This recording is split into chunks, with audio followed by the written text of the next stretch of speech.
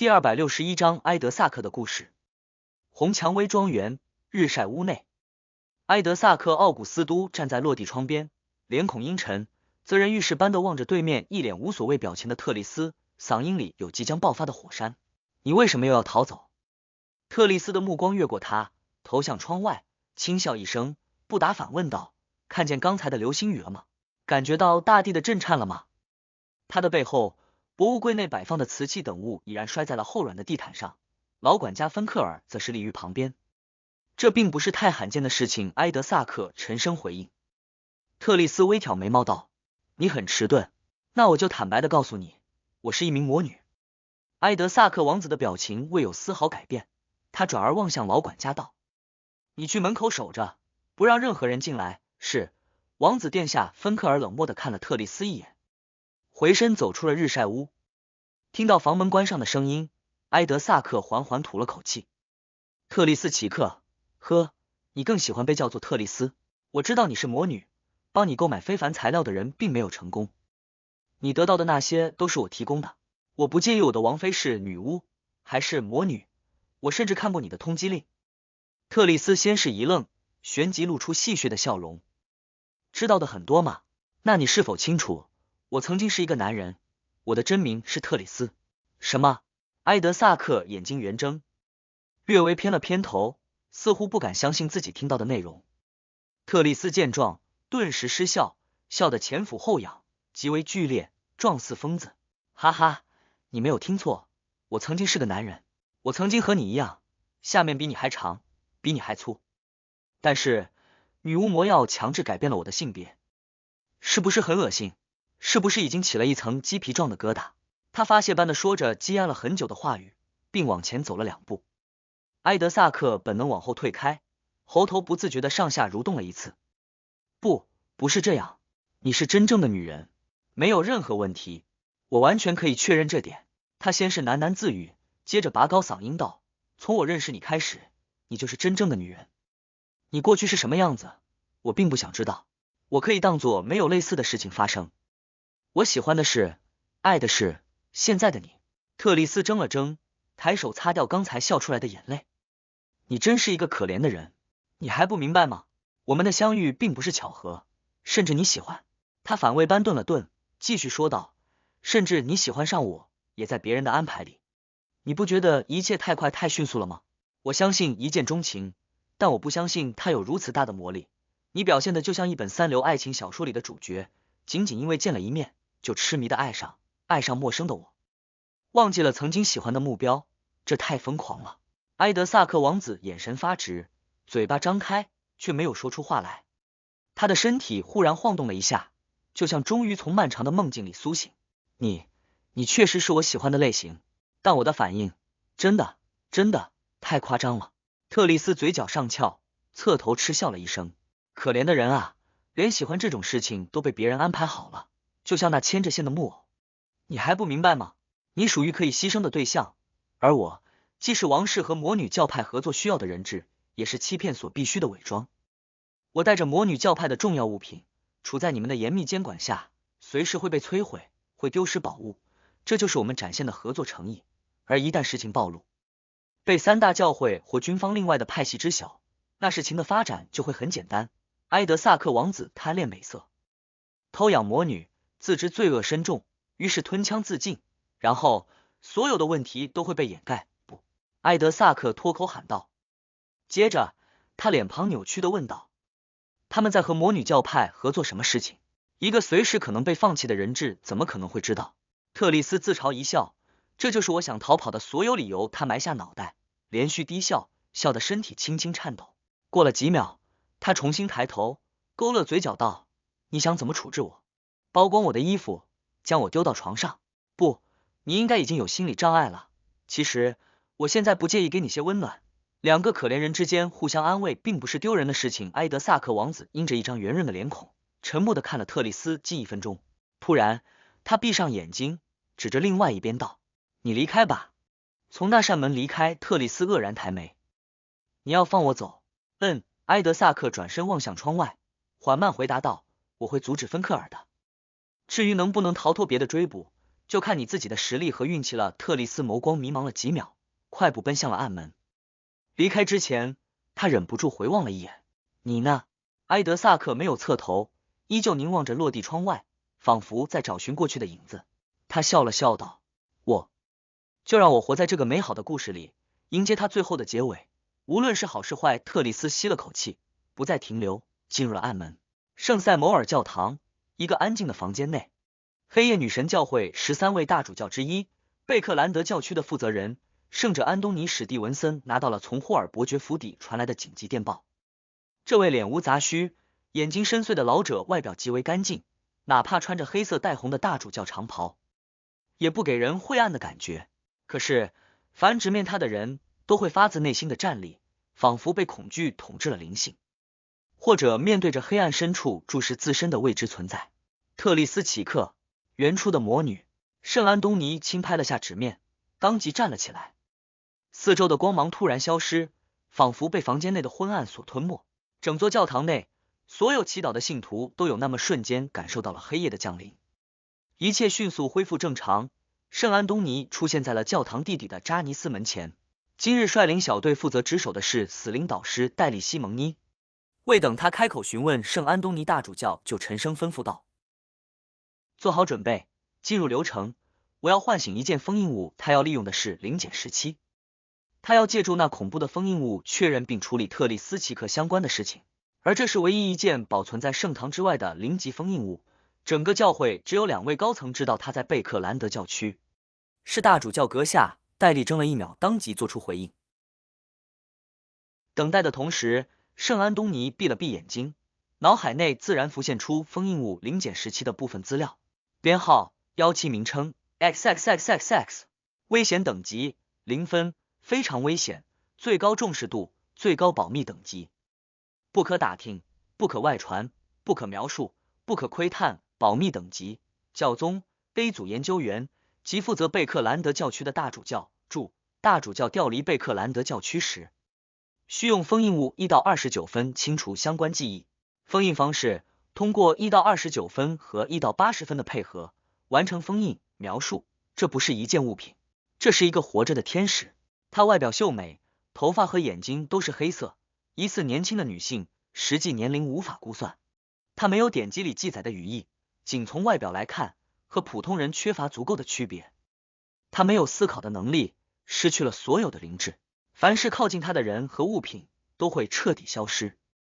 通过占卜等手段可以确认他们还活着，还真实的存在着，但始终无法找到。目前已尝试1825种办法，全部失败。0到17分的影响范围会没有规律的扩大和收缩，目前已造成超过70位的研究者消失。警告：它无法被利用。附录1：这件封印物最早在第4纪苍白年代出现，具体年份缺失，具体日期缺失，具体地点缺失。附录2：资料显示，他曾经被唤醒过5次。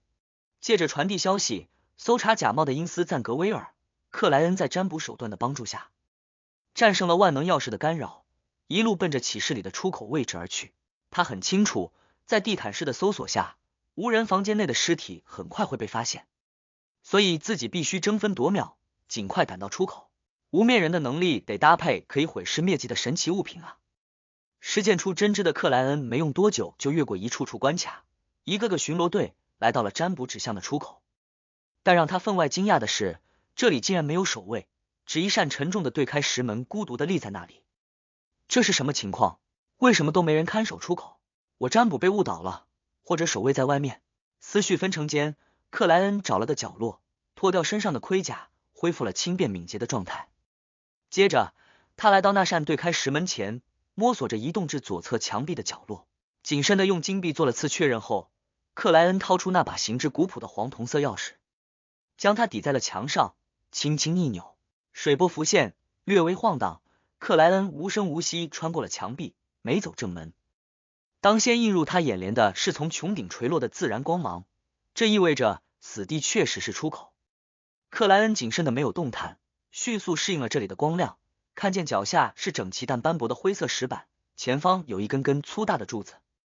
这是一个大厅，中央位置围绕疑似祭台的东西跪了4道戴兜帽的人影。紧跟着轻柔但低缓的女声传入了克莱恩的耳朵。A 先生，你准备好了吗？第262章绝望女士。A 先生，极光会的 A 先生，本打算沿着墙边和阴影慢慢挪到门口的克莱恩无声无息又缩了回去。因斯赞格威尔应该是在和王室某个派系合作，能于贝克兰德附近发掘并隐藏那么大一个地下遗迹的势力，必然是鲁恩王国的主导者之一。因斯赞格威尔和0比8的加入，可以直接排除女神教会这个选项。风暴之主的人虽然鲁莽了一点，大男人主义了一点，但也不太会和魔女教派合作，至少目前为止没出现疑似水手途径的非凡者。同样的道理，蒸汽与机械教会的嫌疑也不大。极光会也卷了进来，他们究竟想做什么？克莱恩背贴墙角，放缓呼吸，边思考边听着大厅中央传来的对话。短暂的安静后，一道沉哑的声音响了起来。好了，这回答简洁到了极点，让克莱恩完全听不出他们在谋划什么。先前那道轻柔悦耳的嗓音低笑了一声道：“你似乎还不太信任我们。”对 ，A 先生毫不客气的回应。呵呵，那我坦诚的描述下我们的目的，以及为什么找你合作。轻柔的女声并无恼怒的说道：“我们做了些事情，留下了一定的痕迹，在被黑夜、风暴、蒸汽教会和军方发现前，必须做相应的清除，而这就需要你们提供帮助。看来你还没有真正理解我的意思。那我举个例子，假设我在一栋房屋内犯下了谋杀等严重罪行，消灭证据和线索的最好方法是什么？并不需要让别人目睹这样的行为，正是我们的目的。”A 先生默然说道。不愧是极光会的人，都是一群疯子啊。克莱恩初步肯定说话的那位男性就是杀掉英蒂斯大使的 A 先生。假设是我，不是你。轻柔的女音有不太明显的换气声。过了1秒， A 先生回答道：“烧掉那栋房屋，将所有的线索都埋葬在里面。”轻柔的女声带上了笑意。这正是我们的想法，我负责纵火，你们则借助这个机会扩大趋势，制造通道或容器，让你们那位主降临于世间。而你们付出的唯一代价是背负上所有的恶名，获得军方和3大教会最大程度的仇恨。但我认为你们应该不会介意，只要能迎接主的归来，即使被所有势力憎恶，我们也不会有任何的胆怯。A 先生的语气不再那么淡漠和疏离。纵火，极光会趁机完成真实造物主的降临仪式，这第3次了吧？怎么又被我遇上了？这 TM 是孽缘啊！克莱恩忍不住在心里用中文爆了句粗口。此时此刻，他对王室某个派系与魔女教派因斯赞格威尔合作谋划的事情异常好奇，又充满戒备。这已经可怕到需要用真实造物主的降临来做挡箭的盾牌了。也许他们留了暗手，最后会破坏极光会的仪式，将除了自己之外的所有势力都坑掉。克莱恩又紧绷又冷静的想着。看来你已经没有疑问了。轻柔的女声低笑道：“这里非常隐蔽，且有相应的布置，你可以放心的举行仪式，不用担心成功前会被人打扰。而外面的部分，我们也已经准备完毕，很早就等着我点燃第1朵火焰。如果你还有疑惑，可以再检查一遍。”就在 A 先生开口之际，克莱恩听见了哐当的声响，那是大门被打开的动静。谁让你进来的？我不是吩咐过，任何人都不能靠近这里吗？轻柔的女声压抑着怒火道：“绝望女士，有紧急情况，地底被人潜入了，上面派我进去安排后续，关闭相应的通道。”一道带着明显的贝克兰德口音的男声语速极快的回应。所谓的绝望女士沉默了几秒，似乎在与未知的存在沟通，确认情况。终于，她嗓音和语气不变的说道：“进去吧，不要再出来了，也不要让任何人出来，等待后续的通知。”是，绝望女士。那男人噔噔跑动，直奔这边的石门，背景音是一声哐当。从克莱恩躲藏的地方，可以较为清楚的看见通往后面区域的石门。他等待了7、8秒，一道身高普通、不胖不瘦的人影就出现在了那里。呼，男子喘了口气，伸出双手，呲牙咧嘴，表情狰狞的推开了沉重的石门。这个瞬间，克莱恩已将他的长相和特点完全纳入视线，没有丝毫遗漏。这正是无面人附属的非凡能力。那男子皮肤棕红，有着明显的南大陆血统，五官毫无特色，让人难以记住。因为呲牙咧嘴的关系，他的牙齿显露了一部分出来，左上方第3颗闪烁金光，是颗假牙。这拥有占卜加灵性直觉的克莱恩眉头一皱，莫名觉得熟悉。很快，他就利用技巧回想起了熟悉感的来源。倒吊人曾经拜托塔罗会成员寻找一位肤色棕红，缺少了左边第3颗牙齿，有浓厚贝克兰德口音的男子。那男子叫做巴伦，与诸多殖民岛屿奴隶逃亡和失踪案有关。而此时此刻，克莱恩眼前的男子与倒吊人描述的巴伦近乎一致。殖民岛屿奴隶失踪，南大陆诸多部落凭空蒸发，巴伦出现在了这里。把持着地下奴隶贸易很大份额的卡平有疑似仲裁人途径的4位非凡者保护，其中最强的有序列6，甚至序列5。卡平坚持绑架的目标是较为纯洁的天真少女。谷物法案通过，纺织机改进，造成大量的失业，不少纺织女工得到新的活计。悄然离开东区，没留下什么线索，一个个零散的点瞬间在克莱恩脑海内串成了一条线，直指地底深处。他们在做什么？需要如此大量的人口，以及许多纯净的少女。仪式，一个可怕到极点，必须隐蔽进行且需要很长时间的仪式。克莱恩的瞳孔豁然收缩。砰！石门合拢，巴伦消失在了他的视线里。大厅内静默了几秒， A 先生沉哑的嗓音再次响起：“我闻到了意外的味道，开始吧。”抢在他到来前，绝望女士低缓回应：“这正是我的想法，但我需要你将我送到东区。”克莱恩又有了不好的预感。没有问题 ，A 先生情绪缺乏起伏地回答道。戴着兜帽的他，身前迅速浮现出一本透明模糊的书册，并伴随悠远飘渺的吟唱：“我来到，我看见。”我记录书册飞快翻动，定格在了其中一页，旋即绽放出浅蓝而虚幻的光芒。那光芒将穿着纯白长袍的绝望女士包裹，让她的身影先是模糊，继而无形。绝望女士瞬间看见了数不清的难以描述形体的透明影子，发现最高处有一道道蕴藏着无穷无尽知识般的明净光华。她的身体被奇异的力量拖着前行，快速穿梭，没用多久就离开原地，来到一个僻静无人、肮脏恶心的巷子角落。他拉下面纱，遮住脸孔，抬头望向半空，只见午后的太阳重被云层和雾气遮掩，变得苍白暗淡。淡黄色的雾气不算特别浓厚，沉浮于贝克兰德每个地方，带着略微呛人的味道，冰冷而湿润。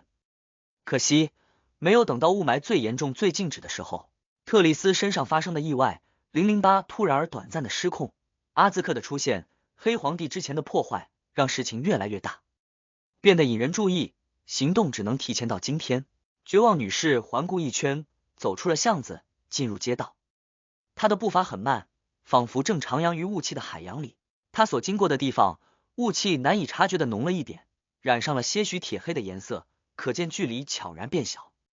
她离开这条街道后，一个穿着陈旧夹克、脸色蜡黄的流浪汉突然咳嗽，咳得剧烈无比，咳得倒在了地上。与流浪汉相隔很近的2位平民惊恐的退开，旋即捂住喉咙，发出呵呵呵的声音，似乎得了严重的肺部疾病或支气管炎，已经喘不过气来。铁黑与淡黄交错的雾霾降临于了东区，降临于了码头区，降临于了正喷薄烟气的工厂区，不断往整个贝克兰德蔓延。远处的各种景象被淹没，就连高耸的钟楼都只剩下淡色的影子。一个个工人，一个个平民相继有了难受的感觉，艰难对抗着寒冷和困顿的流浪汉围绕那个女士途经的路线，一个接一个发病倒下。人命就像浆洗衣服时的泡沫一样脆弱。绝望女士表情沉静而柔和，仿佛在完成一件艺术品。她没有异常的行走于路人中间，嘴角微勾，低声笑道：“鲁恩王国的历史将铭记这一天。”贝克兰德大雾霾事件，幽暗的深谷已被漆黑虚幻的水面完全覆盖，但008的书写并未停止。他在任何可以落笔的地方疯狂编排着荒诞可笑又惊悚恐怖的故事。裤子的掉落并未影响因斯赞格威尔的发挥，因为他穿的是长袍。也许他早就预料到了会有类似的意外。律令法师将阿兹克艾格斯震慑于原地，临时剥夺了他2种强大的非凡能力，是真正意义上的好帮手。但灵界与冥界重叠的大门被阿兹克的特性吸引，被他们战斗的力量敲动，发生了难以预料的变化。这个时候，一个未知的存在被吸引，路过了这里，他借此将自己的手伸到了现实世界。哎呀！他抓住了因斯赞格威尔。半空之中，穿神职人员黑袍的因斯赞格威尔身后突然探出了2条布满蠕动烂肉的血黄手臂，他们抓住因斯赞格威尔的肩膀，一把将他拖入了虚空，拖入了灵界。第263章秸秆们。因斯赞格威尔消失的地方，光芒突然不见，染上了最浓郁、最深沉的黑暗。黑暗之中，有吟唱诗歌的声音传出，安宁静谧，催人入眠。就连漆黑水面下不断上抓的无数苍白手臂，都因此变得缓慢，不再疯狂，仿佛获得了心灵的救赎。这样的黑夜里，一道人影走了出来，正是刚才被拖入灵界的因斯赞格威尔。与之前相比，他失去了头顶的软帽，左肩衣物破烂，被硬生生撕下了一块血肉，并有淡黄的脓泡一个接一个的咕噜冒出。他的眼神不再淡漠，充满了痛苦，似乎正承受着别人无法想象的折磨。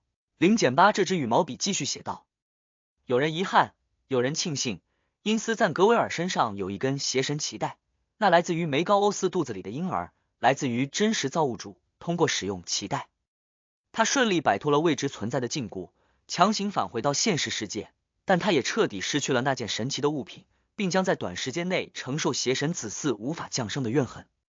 这让他的实力就像百货商店换季时的某些商品一样，只剩原本的 55%。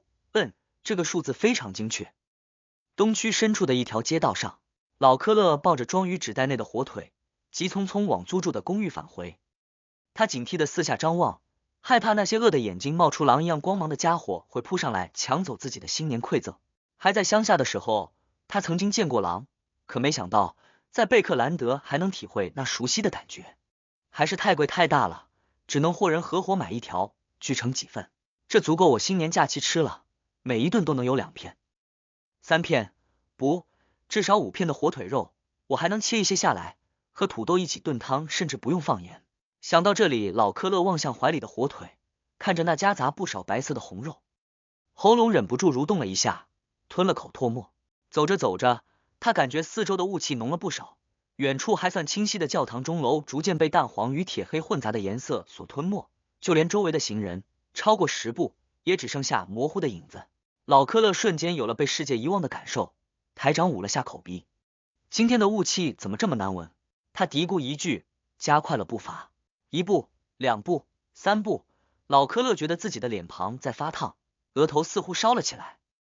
他胸口发紧，喉咙不适，很快有了呼吸困难的症状。生病了吗？该死，我还想过个美好的新年，现在只能把积蓄送到诊所，送到医院了。不，也许睡一觉就好了，盖上我的被子睡一觉就好了。老科勒无声自语，脑袋越来越烫，越来越迷糊。他听见了自己艰难的喘息声，双手一软，装着火腿的纸袋重重落到了地面。老科勒下意识蹲身拾取，却一下摔在了那里。他按住装火腿的袋子，努力的把它往怀里收。这一刻，他认为有浓痰涌起，堵住了自己的喉咙，于是努力抗争，发出风箱拉动般的声音。扑通！老科勒开始模糊的视线看见几步之外同样有人摔倒，喘不过气来，年纪和他差不多，也是50来岁，鬓角斑白。忽然之间，他有了明悟，知道自己即将死亡。这让他想起了自己的妻子和儿女，他们也是这样，突然染上瘟疫，很快就死去。这让他想起了自己因病住院治疗的那段时间，同房的病人当天晚上还能笑着聊天，到了清晨就已被送去了停尸房。这让他想起了做流浪汉时认识的朋友，一个冬天过去，他们消失了很多，最终在桥洞或能避风的街道角落僵硬着被发现，还有少量的人则死于突然获得食物。这让他想起了自己还是不错工人那会，街区的邻居们也会如此突然的死亡。他们有的头疼抽搐而死，有的不小心掉进了刚出炉的缸水里，有的全身骨骼疼痛浮肿着死去，有的甚至无声无息就倒在了工厂里。一批又一批，这让他想起了之前打探消息时在酒吧里听一个醉鬼说的话语。他说，我们这样的人就像地里的秸秆，风一吹来就会倒下，甚至没有风，自己也可能倒下。风来了，老科勒一下闪过了这样的念头。他一边抱紧装火腿的纸袋，一边伸手摸索陈旧夹克的衣兜，想要拿出那一直舍不得抽的已经皱巴巴的香烟。他不能理解的是，为什么身体健康的自己会突然染病？那样的浓雾又不是没有经历过。他想不明白的是，自己的生活刚走上正轨，往着足够美好的方向发展，并且收获了莫里亚蒂侦探提前支付的报酬，买到一块想了很久的火腿迎接新年，正期待着品尝它的美味，为什么却突然倒下了？老科勒掏出了那根皱巴巴的香烟，但手臂却再也无力抬起，重重撞在了地面。他用尽最后的力气，想要喊出心里积攒的话语，却只能让虚弱的单词在嘴边徘徊，无法传出。他听见了自己的遗言，他听见自己在问：为什么？东区边缘的一栋公寓内，利弗将将洗好的最后一件衣物挂了起来，等待晾干。他看了下外面的天色，被不知什么时候变得浓郁的雾气弄得有些判断不准时间。总之还很早，而我们的浆洗工作已经全部完成。利弗的表情渐渐变得沉重。太早做完活计并不是好事，这不意味着能够休息，它只表明开工不足，收入不足。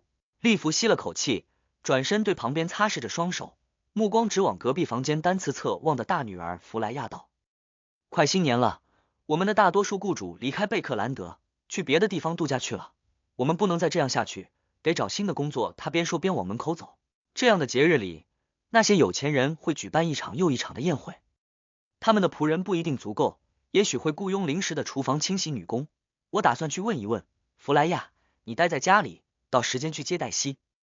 我们需要收入，那些婊子养的小偷、强盗、人口贩子也需要收入迎接新年。在东区，每一名未进入工厂的妇女要想存活，手艺或泼辣必有其一。弗莱亚轻快地回答道。好的，他的心思已经飘到了隔壁的小桌和单词册上。利弗刚拉开房门，忽然踉跄了一下，跌倒在地。嗨嗨嗨！他发出剧烈的咳嗽声，脸庞涨得通红，身上每一处关节都酸痛难忍。弗莱亚惊慌地跑了过去，蹲了下来。妈妈，你怎么了？妈妈，你怎么了？没有，嗨嗨，我没有问题。利弗的呼吸逐渐艰难。不，你生病了，生病了。我立刻带你去医院。弗莱亚努力搀扶起妈妈。太贵了，太贵了，去慈善医院，慈善医院，我能等待，没什么大问题。利弗喘息着回答。弗莱亚流出了眼泪，视线飞快模糊。就在这时，他感觉自己的肺部烧了起来，身体一下软倒，连带利弗也重心摔在地面。弗莱亚，你怎么了？嗨，你也生病了。利弗焦急地喊道。钱在在柜子挡住的墙壁破洞里，你快去医院，找好的医生。弗莱亚想说些什么，却发不出声音。他的目光斜着往上，看到了隔壁的房门，那是他们的卧室，那有属于他们的高低床，有他喜爱的小桌和单词册。他的身体突地抽搐了起来，利弗的咳嗽戛然而止。东区边缘的公立初等学校内，雾气还不算浓厚，但已有不少学生开始咳嗽。当值的老师受过培训，当即吩咐道：快去教堂，去旁边的教堂。黛西惊恐慌乱地站了起来，跟着人群往学校旁边的教堂跑去。忽然他心头一悸，有了失去某些重要东西的恐慌感。妈妈，弗莱亚！黛西猛地扭头，想逆着人潮冲回家里，但是他被阻止了。他被老师们抓住，强行往教堂拖去。黛西竭力挣扎，撕心裂肺地喊道：妈妈，弗莱亚！妈妈，弗莱亚！在东区，在码头区，在工厂区，那些或年纪老迈或身有隐疾的人如同被砍伐的树木，在雾气里相继倒下，而此时接触他们的人则感染上瘟疫，飞快死去。身体还算健壮的成年人和孩子们也有了轻微的不适。在他们的眼里，那淡黄与铁黑交杂的雾气就像是降临的死神。1349年最后一周的周二，贝克兰德大雾霾。大厅的墙角，克莱恩紧贴着石壁，不让自己被 A 先生发现。很快，他听到了一声声闷哼，闻到了血肉糜烂的味道。为主的降临献出生命吧！ A 先生的嗓音突然响起。扑通扑通，人影沉重倒下的动静传入了克莱恩的耳朵。强烈的灵性波动浮现，不断回荡。A 先生献祭了他的4位侍者。克莱恩刚刚浮现这样的想法，耳畔就传来了虚幻层叠的哭泣声，有人在喊妈妈，有人在剧烈咳嗽，有人在痛苦呻吟。作为半个神秘学专家，克莱恩似乎看见了一道道带着不甘的怨念化成虚幻透明的身影，前仆后继地进入仪式。而工厂区、码头区和东区沉积多年的麻木、绝望、痛苦、愤恨等压抑情绪也随之潮水般涌来。正式开始了吗？克莱恩闭着眼睛，背贴墙壁，右手猛地握紧，又松了开来。对他来说，此时最好的选择是趁 A 先生专注于一事，溜出大厅，逃奔远方。他的右手松了又紧，紧了又松，连续多次。7、8秒之后，克莱恩睁开了眼睛，嘴角浮夸上翘。他伸手握住左轮，猛地一个转身，冲了出去。身穿黑色双排扣长礼服的他抬起右手，瞄准了祭坛。第264章愚者千虑。当先映入克莱恩眼帘的是环绕着层叠光辉的祭台，以及立在祭台内的高瘦人影。那人影取掉了兜帽，露出漂亮腰翼宛若女性的脸孔，左胸、肩膀、腹部、大腿4个位置则覆盖着蠕动的粘稠的恶心的血肉。他的四周光层内充斥着虚幻透明的身影，洋溢着麻木、绝望、痛苦、压抑等感觉。而在祭台之外，先前祈祷的4道人影已然倒下，他们皮肤干瘪，紧包着骨头，像是风化多年的尸体。整个大厅的上方，一道道灰芒穿透虚空而来，顺着布满象征符号和魔法标识的石柱、地板、空气，飞快投入了祭台。克莱恩刚从躲藏处出来， A 先生就已睁开眼睛，望向了他所在的位置。他的瞳孔染着血色，冷漠里蕴藏着极致的疯狂。换做别的非凡者，此时恐怕已经下意识移开目光，不敢对视，但克莱恩直面过永恒烈阳，见识过毒神者阿蒙，对此并未恐惧，冷静扣动扳机，让一发铭刻诸多花纹的银色猎魔子弹激射而出，奔向祭台。目睹这一幕的 A 先生下意识想要抬手，但最终停了下来，默然看着银色的子弹钻入祭台四周的光层。无声无息间，满是花纹的猎魔子弹在层叠的光辉内融化了，消失了，被那难以数清的不甘怨念和负面情绪吞没。最终，他彻底分解，没留下丝毫痕迹。克莱恩眼眸一缩，砰砰连扣，将左轮手枪内剩余的子弹全部射了出去，但金色的净化子弹、黄铜色泽里绽放金芒的驱邪子弹首尾相接，先后灌入了祭台周围的光层里。然而，它们同样分解了，消失了，未能制造丝毫涟漪。A 先生嘶哑着笑了起来，没用的，小爬虫，仪式已经正式开始，以你的力量是无法打破和中断的，即使序列5的非凡者也办不到，但你也是幸运的，你将活着见证我主的降临，融入他的身躯。说完， A 先生不再理睬克莱恩，重新闭上了眼睛，似乎对方确实就只是一条渺小的虫子。这位牧羊人半举起双手，做出敞开怀抱的姿势，用古赫密斯语高声喊道：创造一切的主，阴影为幕后的主宰，所有生灵的堕落自信，您虔诚的信徒祈求您的降临，我愿意奉献我的身躯，让它作为容器，承担您伟大的意志。祈祷声里， A 先生头顶突有光芒从未知处降临，将他完全笼罩。四周化成人影的不甘怨念和沉积的负面情绪潮水般内卷，涌入了 A 先生体内。砰砰砰，克莱恩连打响指并操纵火焰，竭力攻击着祭台，但他们依旧不可抗拒的在周围光层内分解了、熄灭了、消融了，没有一点效果。怎么办？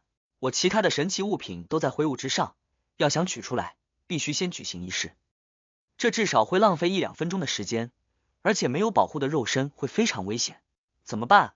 克莱恩理智停止了尝试，站在那里，思绪电转。而且，无论太阳胸针、生物毒素瓶、全黑之眼，还是只提升位格的黑皇帝牌，似乎都无法突破那祭台的屏障。难道只能等待正义小姐那边及时找来援军，或者眼睁睁看着真实造物主降临？克莱恩精神紧绷，念头飞闪，快速思考着自己能有什么对策。他一件件过滤着身上的物品，掌心已不自觉沁出冷汗。突然，他想到了某样东西，来不及去考虑后果，他将手伸入衣兜，抓住了一件充满金属质感的物品。噔噔噔，克莱恩前跨几步，用力甩动胳膊，将攥在掌心的那件物品扔了出去，扔向祭坛。黄铜色的灰芒一闪，那物品进入了层叠的光层。那是一把形制古朴的钥匙，那是万能钥匙。光层之内，黄铜色的万能钥匙开始分解，开始融化，而当它的外壳不见，那里蕴藏的诅咒便直接显现了出来。连接未知之处的门先生，皇后区霍尔伯爵的豪华别墅内，奥黛丽立在落地窗边，忧虑地望着远处。她看见天边的雾气逐渐浓郁，淡黄染上了铁黑，并慢慢往自己所在的方向渲染而来。这有些不对劲，金毛大狗苏茜蹲在她旁边，同样眺望着那原本常见的雾霾。希望来得及阻止。奥黛丽并不清楚那雾气代表什么，只默默在心里向女神和愚者先生祈祷，请求他们不要让原初魔女降临。忽然，她发现窗外的树枝开始摇晃，玻璃轻微震颤。风来了！奥黛丽莫名感觉喜悦。乔伍德区圣风大教堂，它的外面突地浮现肉眼可见的恐怖风暴，然后向着东面鼓荡起了难以想象的飓风。雾，沉积的雾气被吹散，浓郁的黄色与铁黑飞快淡化。雾，一根根干枯的树枝掉落于地，粉尘与泥土扬上半空，随着雾气远去。雾，许多行人的帽子离开了自己的脑袋，身体摇晃的必须扶住树木或墙壁。码头区的水手们仿佛回到了港口城市，正目睹一场台风的袭击。东区和工厂区的烟气变淡，健康民众的轻微不适得到缓解。轰隆，轰隆，闪电跳跃，雷声炸响，它们很快平息，哗啦啦的雨水开始清洗大地。风暴教会这次的反应很快吗？也有我们提前行动准备不太充分的原因。呵呵，那些中产，那些富翁，如果没有相应的保护，在这样的大雾里和平民们毫无区别，都是待宰的羔羊。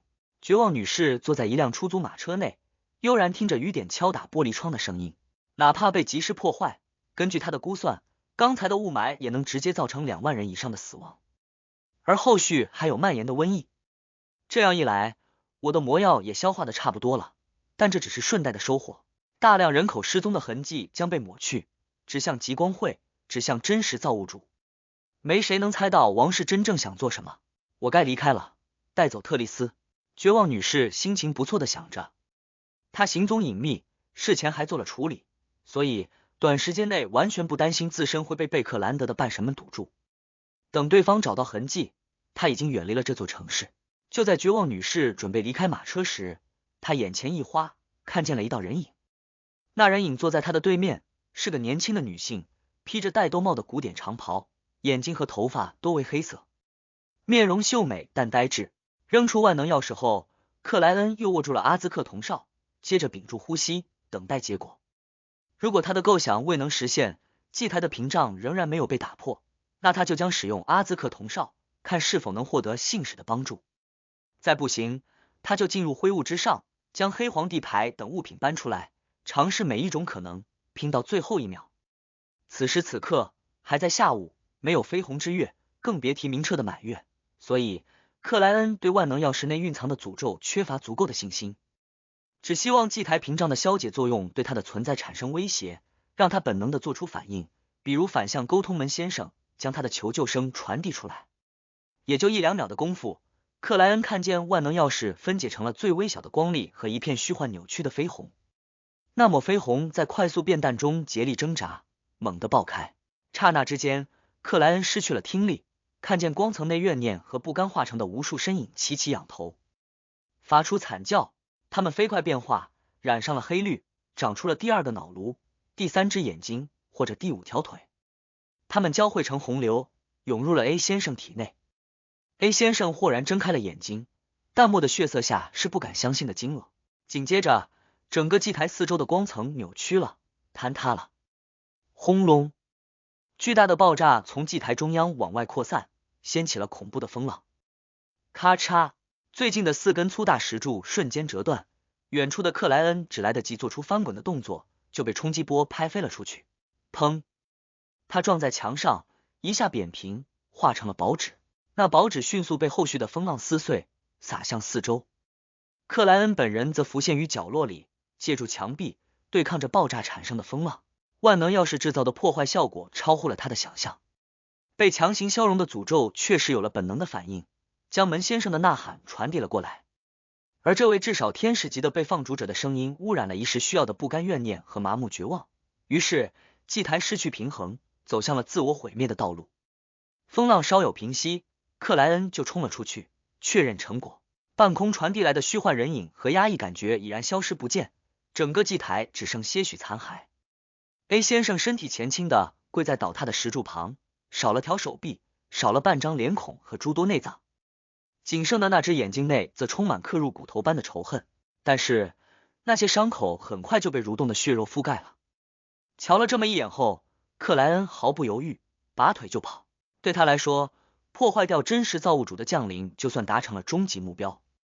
此时不走，一个序列6难道还要留下来和牧羊人 A 先生共进晚餐，迎接新年？第265章零级封印物在行动。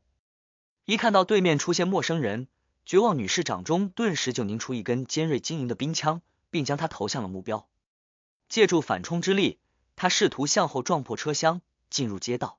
对于这突然发生的状况，对于那诡异冒出的敌人，她并不是没有疑惑，正好相反的是，她非常不解，不明白为什么有人能如此快找到行踪隐秘的自己，这难度不亚于毁灭一座大都市，或者从贝克兰德直接传送至南大陆东拜朗。但作为一名序列4的绝望魔女，一步步从刺客成长而来，她明白关键时刻不能分心，不能废话，所有的问题事后再考虑也不迟，所以她选择直接进攻，想趁机脱离。她已经能够想象冰枪所过之处，白霜凝聚，寒风世界，黑发黑眼的奇怪女子被冻结在层层晶莹之内，必须艰难破开阻碍，才有余力追赶。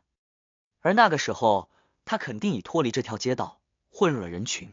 可是她所期待的画面并未呈现，晶莹梦幻的冰枪刚有脱手，就无声无息消失在了半空，不知道去了哪里。天使，绝望魔女目光一凝，周身霍地腾起黑焰，散播出去了疾病，并打算点燃周围的一切，制造大规模的火灾。这个刹那，她的身体奇异地颤抖了一下，凝固在了原地。她看见自己的左手在1厘米1厘米的消失，并急速往上蔓延，难以遏制。她的眼眸里，对面秀美呆滞的女性瞳孔幽深浓黑，仿佛藏着一片纯粹的无光之暗。你不是，你是。绝望魔女的话语戛然而止，整个人就像一幅素描，被橡皮擦悄然抹掉了，未留一点痕迹。她最后的眼神充满惊惧与绝望，她所在的位置空空荡荡，像是从来没有坐过人。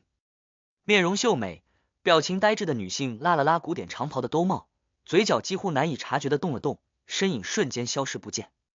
皇后区郊外，一辆无轨公共马车上，特丽斯戴着有面纱的帽子，安静坐在角落里。她没有像别人认为的那样直奔塔索克河，顺水而逃，或者前往最近的铁路，攀爬火车。她选择的是重返贝克兰德。只有这人口超过500万，各种隐秘势力，诸多非凡者混杂的大都市，才能帮助他躲过魔女教派后续的追踪。此时此刻，他精神高度紧绷，时刻戒备着那可怕的老管家芬克尔。突然，他脑袋眩晕了一下，等视线恢复正常，他发觉自己竟神奇的离开了公共马车，正站在郊外泥泞的道路旁边。特丽斯瞳孔急速收缩，戒备的打量起四周，然后他看见了一道披古典长袍、戴黑色兜帽的人影，注意到了对方藏在阴影里的黑色眼眸。不知为什么，特丽斯就像回到了婴儿时期，柔弱到完全没有反抗之力。他的额头沁出了冷汗，他的双腿剧烈颤抖，但整个人却无法动弹。这是我面对过最可怕的敌人，哪怕之前见到的高位魔女，也没有给我类似的感受。我就要死在这里了吗？一次次直面失败都不愿意放弃的逃跑行动就要彻底结束了吗？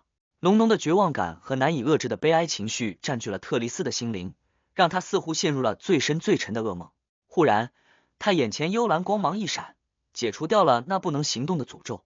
特丽斯再看前方，已然没有那恐怖到极点的身影，刚才的一切就好像最真实的幻觉。但当特丽斯低下头，却惊愕地发现左手小指的蓝宝石指环不知什么时候已4分5裂，失去了全部的光彩。啪啪啪，戒指和宝石的残骸相继掉落。克莱恩连滚带翻，绕过了坍塌的石柱和受伤颇重正在治疗的 A 先生，奔跑到了对面的入口处。至于万能钥匙留下的缓缓凝聚的点点特性，他看都没看一眼，以免被 A 先生堵住。他很清楚，拿起神奇物品，做好充分准备的自己都未必是牧羊人的对手，更何况身上只有阿兹克铜哨和3种非凡子弹，连火柴都没剩下一根的现在。即使 A 先生已经重伤，克莱恩也不敢冒险，他听说牧羊人前置序列的蔷薇主教极为擅长血肉魔法，在治疗肉体层面的伤势上不比能转移伤口的自己差多少。吱嘎，他拉开了沉重的大门，外面的自然光芒照了起来，天空的云层染着稀薄的淡黄，太阳苍白而暗淡。克莱恩冲了出去，发现所在的位置竟是山中，四周高峰耸立，让此地异常隐蔽。噔噔噔，他疯狂奔跑，甚至没走山路，而是凭借小丑的身手，直接沿着斜坡往下，时而翻滚，时而借助树木荡起。哗啦啦，他听见了大河流淌的声音，他就在前方，就在下面。可这个时候，一道烈风吹来，卷向了他的背后。克莱恩当机立断，膝盖一软，向着斜前方做出翻滚。嗖嗖嗖，他原本站立的位置和前进的方向被一道道锋刃切割出了深深的沟壑。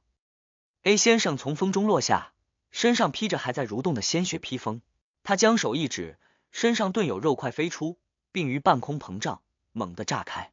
轰隆，一滴滴血液和一点点肉沫横飞，克莱恩手撑侧翻，躲掉了大半，躲到了一株巨木的后方。那巨大的树木被溅射出了一个个血孔，腐烂的痕迹以它们为中心，迅速往四周蔓延。克莱恩刚才奔跑之中，已经为左轮手枪上好子弹，他正要抬手射击 A 先生的眼睛，就看见对方眸子里有深沉的黑暗浮现。豁然之间，克莱恩知道四周的景象虽然没有一点改变，但自己已被强行拖入了梦境。他曾经杀过一个梦魇，至少是梦魇。克莱恩保持住清醒，看见 A 先生违反逻辑的闪现至旁边，化作血色长毯，让人无法躲避的笼罩了下来。想依靠噩梦，直接吓得我心脏停止跳动。克莱恩念头一闪，给予了回应。这是他的梦境，清醒的他可以模拟任何事物。于是原地出现了一轮纯粹的、耀眼的金色太阳，明净而灼热的火焰瞬间点燃了周围的一切。克莱恩假想的是当初梦境占卜里见到永恒烈阳时的画面。几乎不分先后，他脱离梦境，听到了一声闷哼。A 先生则退后了一步，鼻端有两缕鲜血流出，那血肉织成的长袍表面缓缓流淌，仿佛有所融化。啪！克莱恩打了个响指，点燃了30-40米外的树木。他的脚下早就枯黄的杂草焚烧，向上腾出火焰，包裹住了他的身体。A 先生本就漂亮到不像男性的脸孔，突然多了几分女性的柔美，手里凝聚出一把晶莹、寒冷、没有重量般的冰枪，将他投向了几十米外燃烧着的树木。克莱恩刚从那堆火焰里跃出，瞳孔中就映照出了梦幻透明的枪尖，那枪尖越来越大，越来越清晰，占据满了他整个眸子。克莱恩猛地侧扑出去，体表覆盖了一层薄薄的白霜，那透明之枪随即泯灭了火焰，并让厚厚的冰层急速往四周蔓延，眼见就要将克莱恩包容于内。身在半空的克莱恩猛地缩成一团，半转身体，让脑袋朝下。他伸出左手，轻轻在冰层上一按，再次腾空而起，脱离了寒冷的界域，但手掌的表层皮肤却被冻在了接触处，哧溜一声撕扯了下来。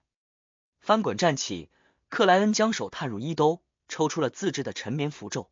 就在他张开嘴巴准备吐出开启咒文时，鼻子忽然一痒，硬生生打了个喷嚏。阿嚏阿嚏阿嚏！